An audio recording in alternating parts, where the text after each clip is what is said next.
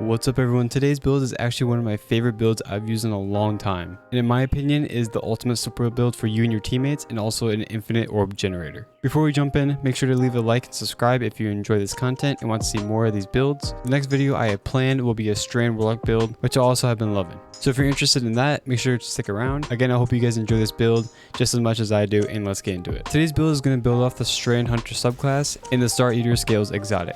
This exotic grants an additional 2% super energy after every orb pickup, and also boosts your super damage by a whopping of 70%. But this is only at full stacks, which we'll get into in a second. This exotic will also restore your health and also gain an overshield on super activation. Once your super is fully charged, you can pick up 4 more orbs to create these stacks called Feast of Light. These will appear on the left side of your screen and will go from 1 to 4. The first stack of Feast of Light will give you 27.3% damage buff to your super. At 2 stacks you'll get 54.6%. At 3 stacks you'll get 62.3%. And at 4 stacks you'll get the whopping 70%. Once you have these stacks built up, use your super and you'll be doing 70% more damage on every hit. This exotic is very good on Hunter, and these buffs work with every Hunter super in the game. For those wondering, you can get this exotic from Legend Lost Sectors. The exotic armor piece will rotate daily, going from heads, chests, arms, and legs. Not in that order, but just an example. These reset every day at 1 PM EST, and the best way to check on what exotic it is to look up Today in Destiny on your browser, and it should be one of the top ones. Okay, moving on. Like we said before, we'll be using Threadrunner with this build on the Hunter Strand subclass. We only have one super in this subclass, and it's Silk Strike. With this super, you can grapple, suspend, do single target damage, and an AoE attack that is very large.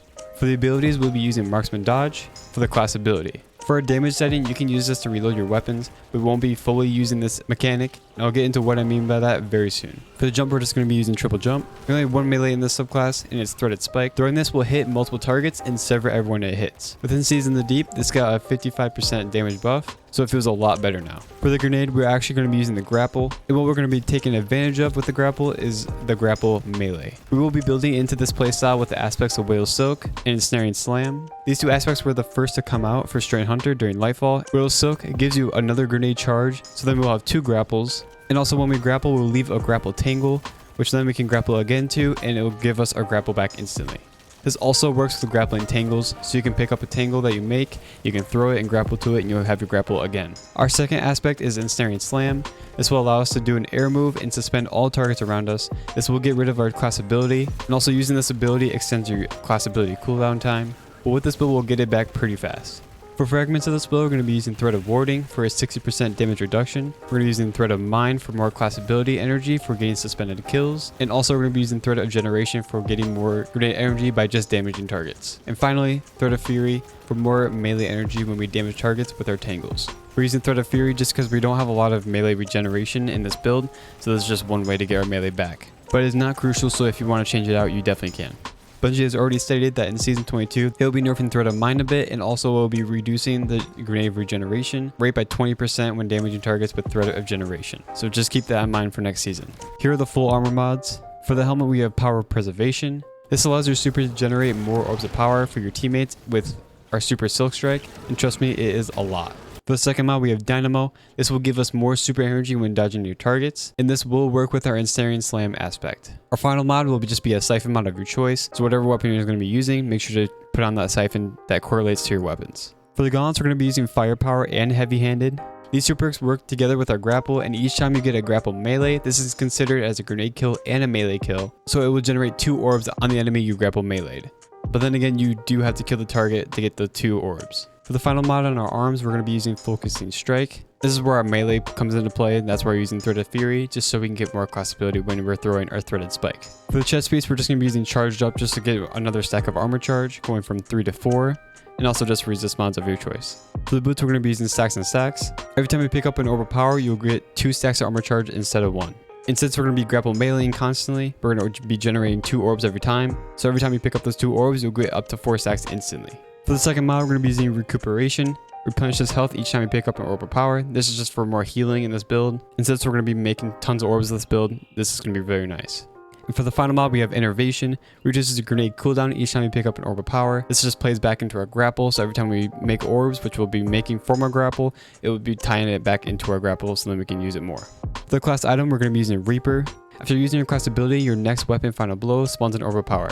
Since we're going to be using our class ability a lot and we're going to be focusing on our class ability and our grapple, and after every time you get a weapon kill after using your class ability, you'll get an orb. So this will play into our utility kickstart, which we'll get in a second, and also into our grenade and our health. For the second mod, like we said, it will be utility kickstart. When you fully expend your class ability, you will gain ability energy towards that ability. And since we're going to be making tons of orbs, you're basically going to get somewhere close to half of your class ability every time.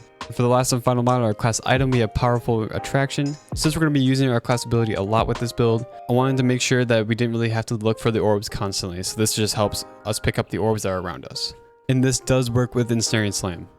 For the artifact mods of this build, since Season 21 is at its end, you can definitely try out these mods if you really want to, but just here's a picture of the Season 21 mods. These will change when Season 22 comes out, which is on Tuesday this week. But until those change, here are the artifact mods. For the weapons of this build, you can use whatever weapons you really want. I really like Quicksilver Storm with this build, but again, you can use any weapons you want. Just make sure to change your siphon on your helmet to the respected element you're using. For the stats of this build, we're going to be building into Resilience first, Mobility next, and Discipline last. If you have better armor than I do, you can get higher stats, but sadly I can only do 100 Resilience, 60 Mobility, and 60 Discipline. This build still works great with these stats, but again, if you have better armor, that will definitely help. The gameplay loop of this build is kind of all over the place, but the main focus of this build is to generate as much super energy as possible and create as many orbs as possible, and also help your teammates get their super fast. First, you want to use your air move, which is your Ensnaring Slam aspect. This will use your class ability and suspend all targets around you. Then use your grapple melee. Make sure to do something to suspend a target, so then you can get more class ability back. This will create Unraveling, which will stick to the targets. And if you kill the enemy with the grapple melee, you will generate 2 orbs, which will instantly bring you up to 4 stacks of armor charge. To then build into your class ability even more with utility kickstart.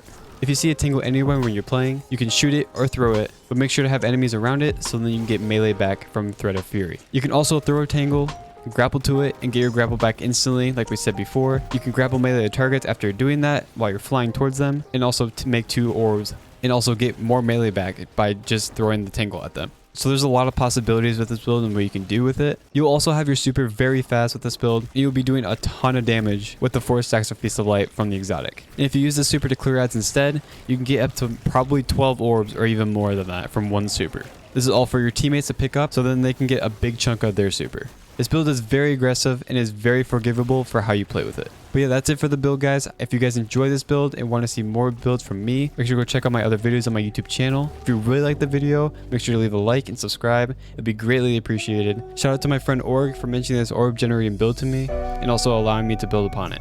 The dim loadout for this build will be in the video description. And also thank you so much for watching, and I hope you guys have a great rest of your day. AKZ, you crazy?